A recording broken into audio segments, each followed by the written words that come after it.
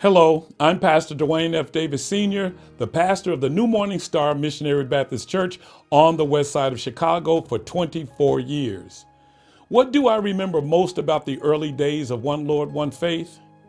I recall that at the age of 14, my uncle, the late Pastor Leslie Kelly, asked me if I would become the musician for the One Lord, One Faith church family.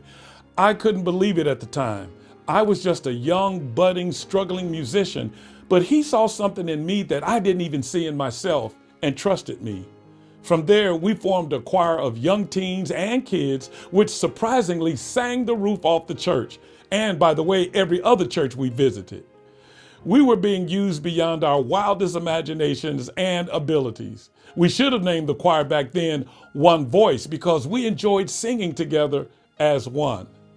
Another great feature about those early days was my cousin, Dr. Clarence Ray Kelly. He and I just started writing songs and eventually took the choir into the studio to record our first 45 record on both sides of the record.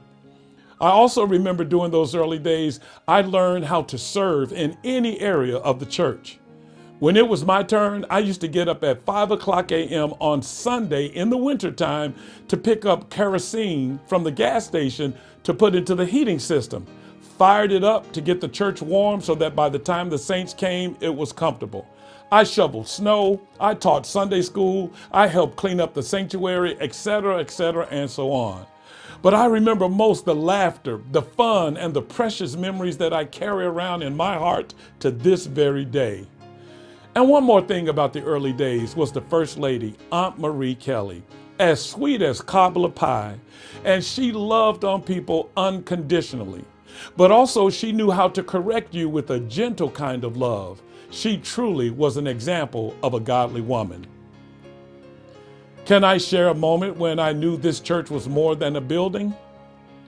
I remember the moment when this church was more than just a building. It's when I got saved at the age of 19. Up until then, I was just a churchgoer doing things for the Lord. But then in March 1980, I came to know the Lord and He began doing things in me and through me and literally changed my life overnight. So after that, every week, I was so excited about going to church because the worship would be on 10. Pastor Leslie, I call him affectionately Uncle Les, would not only preach from the Bible, but after the sermon, you all remember this, he would linger a while over the pulpit in teaching mode to help us black folk back then learn how to live with some common sense. And oh, how much we need him back today. Folk are even crazier.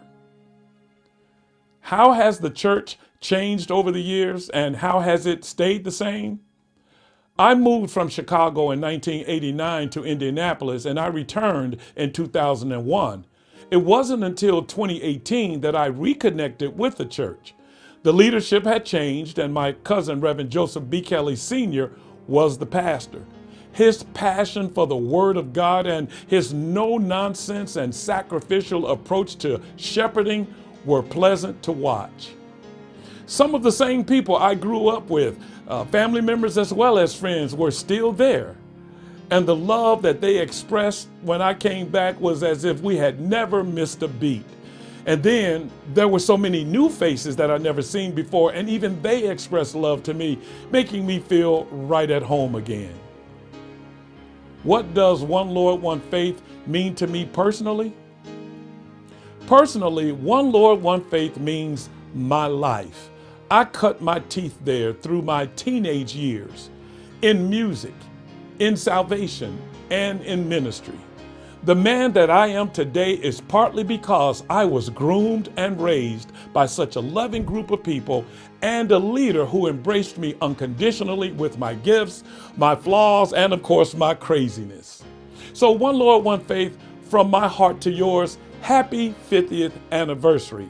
And to Bishop Andre Henderson, move the church forward with being geared to the times, but always anchored to the rock, which is Jesus Christ and His Word. God bless everybody.